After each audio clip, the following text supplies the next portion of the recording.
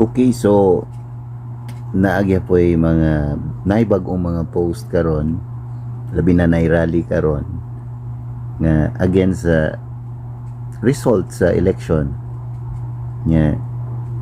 Kung kailan mo niya, at least kabaw mo. So mo ni ang giingon, Hindi daw tayo marunong matalo.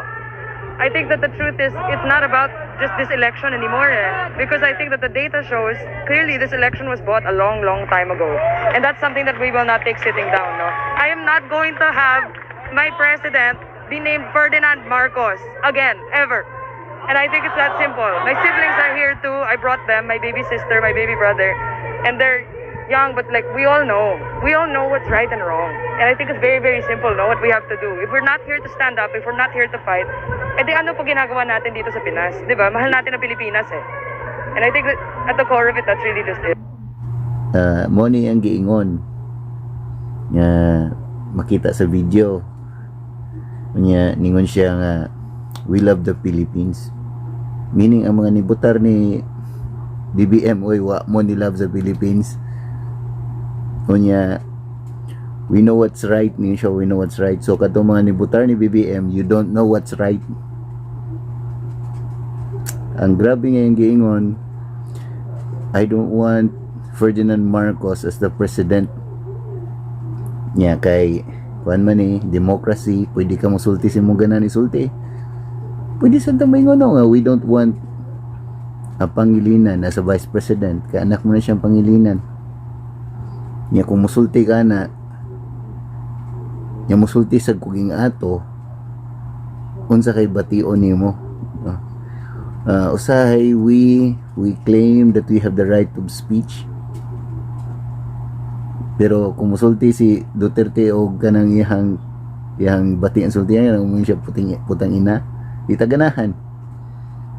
Wata ka ba nakita po day bati tawag sinultian sa uban, no? So niya na expression tungod na sa disappointment kay siyempre nidagan sa biyayang amahan. Unya ningon siya, they know it has been bought a long time ago. O mao na iyang opinion. Gusto niya nga kanang makita na to mo ilang side, pero mo lang ako kasulti, we also love the Philippines and we also know what is right. Mon siguro no, dilibot pasabot nagpuyo mo sa Manila kamoray kamao, kay parehara na sa dilibot pasabot mga Amerikano ray kamao mo English gani. Ako ara ni ha, usahay i-lockdown ta nila nasa Manila, nasa Tagalog na area, i-lockdown nila ang mga Bisaya para nila mas higher intelligence sila. Di na niyo makita nga di maayo. Kung nga na ang mga tao molingkod sa opisina sa president o sa vice president, ilaharang ko galingon lang sigurohon mga Bisaya wa tay labot.